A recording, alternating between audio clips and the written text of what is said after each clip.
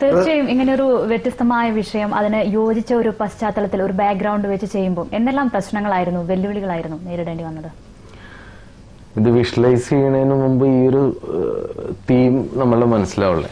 അപ്പൊ നമ്മൾ ഇങ്ങനത്തെ ഒരു കാര്യം വിഷ്വലൈസ് ചെയ്യാനായിട്ട് ഫ്യൂച്ചറിസ്റ്റിക് ആണല്ലോ. അപ്പൊ അതുകൊണ്ട് തന്നെ കുറച്ച് ഡ്രീമി വർക്കാണ്. നമ്മളെല്ലാം ഒരു 3D ഫോട്ടോഷോപ്പ് അങ്ങനത്തെ കുറച്ച് സോഫ്റ്റ്വെയറിൽ കൂടി ഇത് സാധ്യമാവുള്ളൂ. അപ്പൊ അങ്ങനത്തെ കുറച്ച് പ്രായോഗികമായിട്ടുള്ള പ്രശ്നങ്ങൾ ഉണ്ടായിരുന്നു. പിന്നെ എല്ലാം ഡിഫറെന്റ് ലൊക്കേഷനിലാണ്, എല്ലാം ഇൻഡോർ ആണ് നമ്മൾ ഷൂട്ട് ചെയ്യുക. പിന്നെ അതിനാവശ്യമായിട്ട് ഇപ്പോൾ ജ്യോതിർമയുടെ ഒരു തീം ചെയ്യുകയാണെങ്കിൽ ഇലക്ട്രിസിറ്റി ഇല്ല എന്നുള്ളതാണ് തീം. ഇപ്പോൾ 11 kV പോസ്റ്റ് ഉണ്ട് അതിനകത്ത്. ഇപ്പോഴത്തെ സോളാർ ഇൻസ്പയർ ചെയ്യുന്ന സോളാർ പാനൽസ് വെച്ച് പിടിച്ച മരങ്ങളാണ്. ഇലക്ട്രിസിറ്റി ഇല്ലാതാവുമ്പോൾ നമ്മൾ ഇതിൽ നിന്ന് വേണം കറണ്ട് ക്രിയേറ്റ് ചെയ്യാൻ. അപ്പോൾ ഇതെല്ലാം റെഫറൻസ് എടുത്തിട്ട് ഈ ഓരോരോ പിക്ചർ നമ്മൾ എടുക്കണം. ചിലപ്പോൾ ഒരു പടത്തിൽ ഒരു 50-60 പിക്ചേഴ്സ് ഉണ്ട് ഒരു പിക്ചറിൽ. അതിൻ്റെ ഗ്രൗണ്ട് തൊട്ട് അങ്ങനെ ഒത്തിരി പിക്ചേഴ്സ് ഉണ്ട്. ഇതെല്ലാം കൂടെ വിഷ്വലൈസ് ചെയ്ത് വരുമ്പോൾ ഈ ഒരു ഐഡിയയിലേക്ക് വരണം, കറക്റ്റ് ഈ ഒരു പിക്ചർ തന്നെ വരണം എന്നുള്ളത് ആദ്യമേ നമ്മുടെ മനസ്സിലുണ്ട്. എന്നിട്ടാണ് നമ്മളത് ചെയ്യുന്നത്. ആ റിസ്ക് മാത്രമേ ഉള്ളൂ. മാഡം, മേക്കപ്പിനൊപ്പം വസ്ത്രധാരണം കൂടിയാണ് ഇവരുടെ ലുക്ക് മാറ്റുന്നത്. ഈ നമ്മുടെ മലയാളി നടിമാരെ ലുക്ക് മാറ്റാൻ, ഒരു ബോളിവുഡ് ലുക്കിലേക്ക് എത്തിക്കാൻ എത്രത്തോളം പ്രയാസപ്പെടേണ്ടി വന്നിട്ടുണ്ട്? വളരെ പടുവിട്ടു. അതിനകത്ത് രണ്ടുപേരുടെ മാത്രം ഡ്രേപ്പ് ചെയ്തെടുക്കും ഏത് കോസ്റ്റ്യൂം. അപ്പോൾ ബാക്കി എല്ലാവരും വന്നപ്പോൾ തന്നെ അവരുടെ കോസ്റ്റ്യൂം എന്താണെന്നുള്ളത് കാണിക്കാനുണ്ടായിരുന്നു. അതുപോലെ തന്നെ ഷംന, മൈഥിലി, ഇവർ രണ്ടുപേരുടെ ഡ്രേപ്പ് ചെയ്ത് എടുത്ത കോസ്റ്റ്യൂം ആയിരുന്നു. ഫസ്റ്റ് വന്നപ്പോൾ അവരെന്താ ഇടുന്നതെന്ന് ചോദിച്ചപ്പോൾ പോലും എനിക്ക് കാണിക്കാനൊന്നുമില്ല.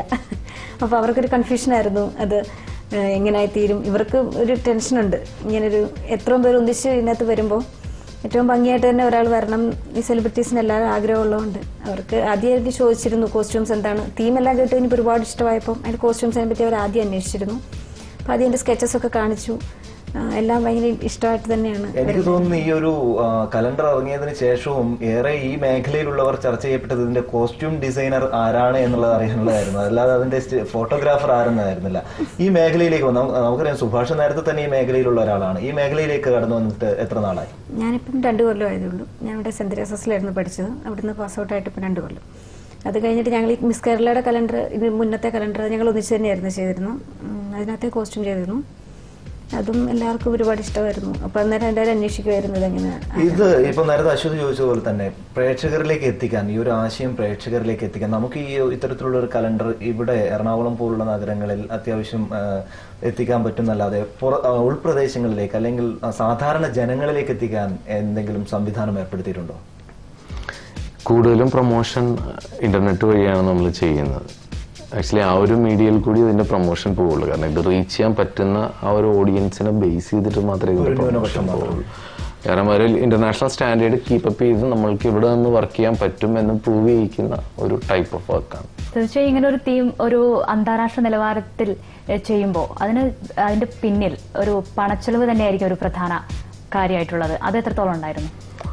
ഷുവർ, തീർച്ചയായിട്ടും. പിന്നെ ഇതിനകത്ത് വർക്ക് ചെയ്തിരിക്കുന്ന ആൾക്കാരെല്ലാവരും വളരെ ഡെഡിക്കേറ്റഡ് ആണ് വർക്ക് ചെയ്തിരിക്കുന്നത്. കാരണം എനിക്ക് നേരത്തെ വർക്ക് ചെയ്തിട്ടുള്ള എനിക്ക് എക്സ്പീരിയൻസ് ഉള്ള ആൾക്കാരാണ്. അപ്പോൾ നമ്മൾ ഇങ്ങനെ ഒരു ഡിഫറെന്റ് തീം വെച്ചിട്ട് ഈ ഒരു തീമിന് വേണ്ടിയിട്ട് വർക്ക് ചെയ്യണം. ആക്ച്വലി ഇതിന് വേണ്ടിയിട്ട് സ്പോൺസേഴ്സോ കാര്യങ്ങളോ ഇല്ല.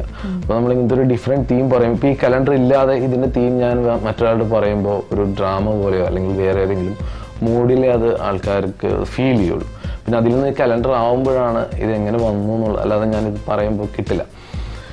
അപ്പോൾ ആക്ച്വലി എൻ്റെ സുഹൃത്തുക്കളോട് ഞാൻ പറഞ്ഞു, ഇപ്പോൾ ഡിസൈൻ ചെയ്തത് സുമേഷാണ്, ഗ്രാഫിക് ചെയ്തിരിക്കുന്നത് എൻ്റെ ഫ്രണ്ടാണ്, എല്ലാ വർക്കുകളും പുള്ളിയാണ് ചെയ്യുന്നത് ആക്ച്വലി. അപ്പോൾ അവന് കുറച്ചും കൂടി കോപ്പറേറ്റ് ചെയ്യാൻ പറ്റി, അല്ലെങ്കിൽ പുതിയൊരു വർക്ക് ചെയ്യാൻ, പുതിയൊരു ആശയം നന്നായിട്ട് ചെയ്യാൻ ഇൻട്രസ്റ്റ് ഉള്ള ഒരുപാട് യൂത്ത് ഉണ്ട് ഇവിടെ. അപ്പോൾ അവരുടെ ഒരു സപ്പോർട്ടോടു കൂടിയാണ് കലണ്ടർ ചെയ്തത്. ഇത്തരത്തിലുള്ള ഒരു കലണ്ടർ ചെയ്യുമ്പോൾ ഒരു ഇന്റർനാഷണൽ ലുക്ക്, ആ ഒരു ഗെറ്റപ്പ് ഇതിൽ ഉൾക്കൊള്ളിക്കാൻ ശ്രമിച്ചത് എന്തുകൊണ്ട്? ഇന്റർനാഷണൽ ലുക്കിലേക്ക് എത്തിക്കാൻ, അല്ലെങ്കിൽ ആ ഒരു ലുക്ക് ബേസ് ചെയ്ത് ഫോട്ടോഗ്രാഫി ചെയ്യാന്നുള്ളതാണ് ഇവിടെയുള്ള ഓരോ ഫോട്ടോഗ്രാഫറുടെയും സത്യം പറഞ്ഞാൽ ആ ഒരു ആഗ്രഹം. അല്ലെങ്കിൽ നമ്മൾ ഉദ്ദേശിക്കുന്നതും അത് തന്നെയാണ്. ആക്ച്വലി നമ്മൾക്ക് ഇവിടെ അതിനുള്ള മോഡൽസ് ഇല്ല, അല്ലെങ്കിൽ നമ്മൾക്ക് ഇതിനുള്ള പ്ലാറ്റ്ഫോം ഇവിടെ ഇല്ല. അതുകൊണ്ടാണ് പലപ്പോഴും സംഭവിക്കുന്നത്. പക്ഷേ ഈ ഒരു സെലിബ്രിറ്റീസിനെ ഇവർ ഇത്രയും നാളായിട്ട് ആക്ട് ചെയ്തുകൊണ്ടിരിക്കുന്നു. നമ്മളുടെ ഒരു കലണ്ടർ ഷൂട്ടിലേക്ക് വരുമ്പോൾ ഇവരുടെ ലുക്സ് കുറച്ച് ബ്രേക്ക് ചെയ്യുക, അത് നമ്മൾ സാധിച്ചാൽ നമ്മൾ അതിനകത്ത് വിജയിച്ചു. ഈ ഒരു കലണ്ടർ ഇറങ്ങിയതിനു ശേഷം പുറത്തു നിന്ന് വർക്കുകൾ വന്നിട്ടുണ്ടോ നമ്മുടെ കേരളം വിട്ട്? ഷുവർ, എനിക്കിപ്പോൾ ബാംഗ്ലൂരിൽ നിന്ന് കുറച്ച് കോളുകൾ വന്നു, ബോംബെയിൽ നിന്ന് കോളുകൾ വന്നു, പുറത്തുനിന്ന് കോള് വന്നിരുന്നു. നല്ലൊരു അഭിപ്രായമായിരുന്നു. കുറച്ച് പുതിയ വർക്കുകളും പുതിയ അസൈൻമെന്റും ആയിട്ടുണ്ട് കലണ്ടറിനെ ബേസ് ചെയ്തിട്ട്. ഏതായാലും എല്ലാവിധ ആശംസകളും രണ്ടുപേർക്കും. വളരെയധികം നന്ദി ഗുഡ് മോർണിംഗ് കേരളത്തിൽ കോഫി ചാറ്റിൽ അതിഥികളായി എത്തിയത്.